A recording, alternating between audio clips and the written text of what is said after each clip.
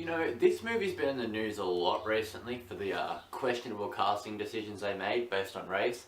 And you know what? This movie does have some really questionable casting decisions, but it's not because of race.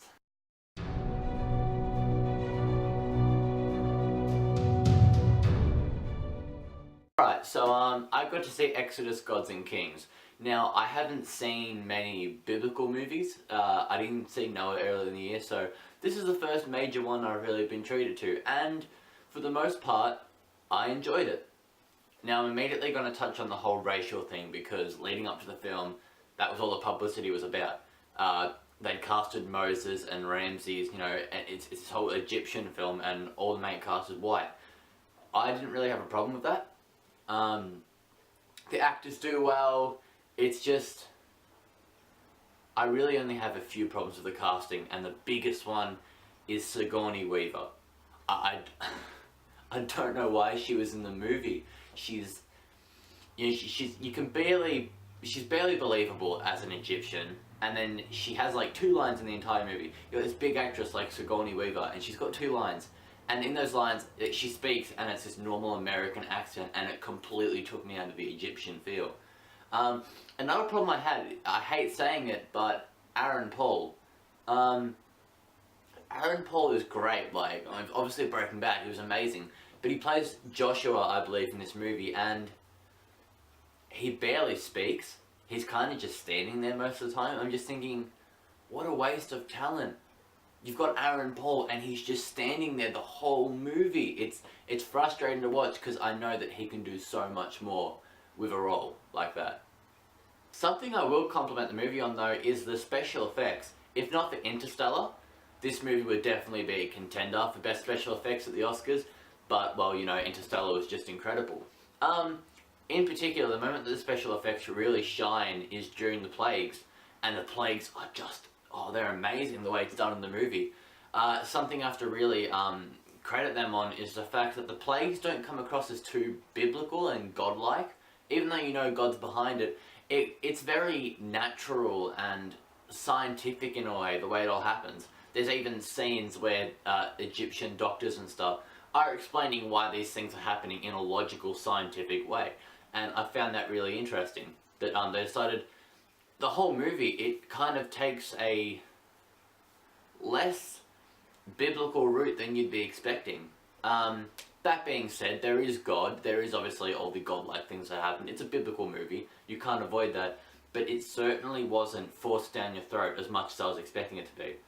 As far as the storyline goes, it opens up with this epic battle. Reminded me a lot of Gladiator, kind of seemed like Ridley Scott was going for the same feel. Open up with an epic battle, and the battle at the start was, it surprised me. I wasn't expecting a big fight, but we got it, and it was awesome. But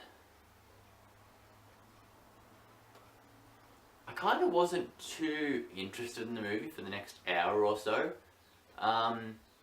It was just showing Moses, you know, going through the motions, discovering who he is, the exile. It wasn't until he came back to Memphis, I believe it is, and all the, you know, the plague and the I don't know what you call them, all the things start happening, like the locusts and the frogs and the crocodiles in the river, and all that starts happening. The special effects they absolutely go off. And then there's the whole the Exodus part of it, when he takes all the Jews and the slaves, and they leave Memphis and they head for the desert. For me, the problem was that I think everyone knows this whole story builds up to the Red Sea, and it's not this movie's fault, but I had this vision of Moses, you know, standing at the ocean, he's got a staff, he slams it down, the sea just parts in front of him. Like I said before, the movie takes a more scientific route and things look as if they're natural, and certainly at the beginning of the whole Red Sea moment, it's like that. I'm not going to spoil it for you, but just, I think the scene, the whole Red Sea moment, I would have enjoyed a lot more if I wasn't expecting the waves just part in front of him. Because what happened, it was a lot better. As far as characters go, Moses was interesting, Ramses was interesting, but like something that I really feel like they missed out on this movie was the interaction between the two. the whole film is about, well, it's about many things, but to me, the key part of this film was the tale of these two brothers. And it just really, it felt like it didn't get touched upon, it didn't get tapped into as much as it could have. Especially coming towards the end. After all the stuff goes down and Moses discovers that he's really Jewish,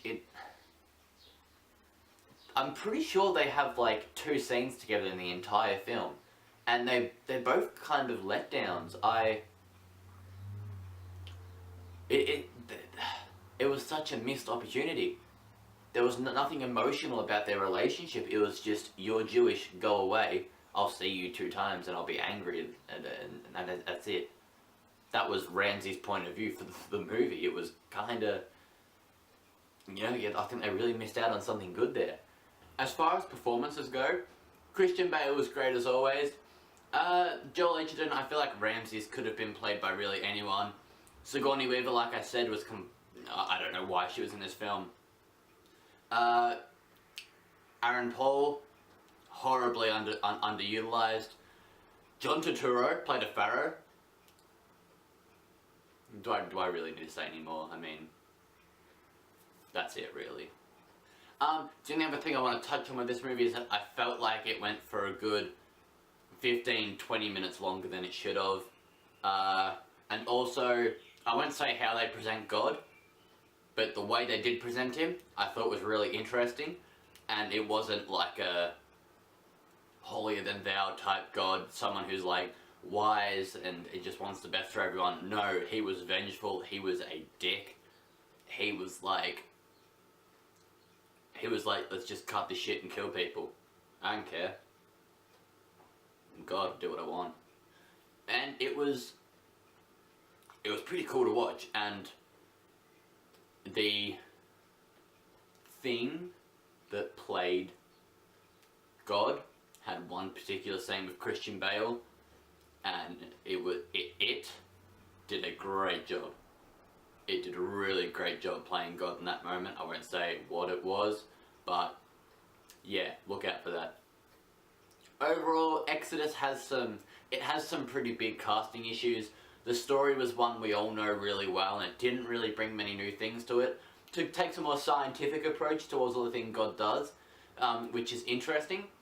But at the end of the day, Exodus I don't think was anything special. Special effects were pretty awesome, but to me it didn't really stand out from the crowd, so I'm going to have to give Exodus, Gods and Kings, a 7.7 out of 10.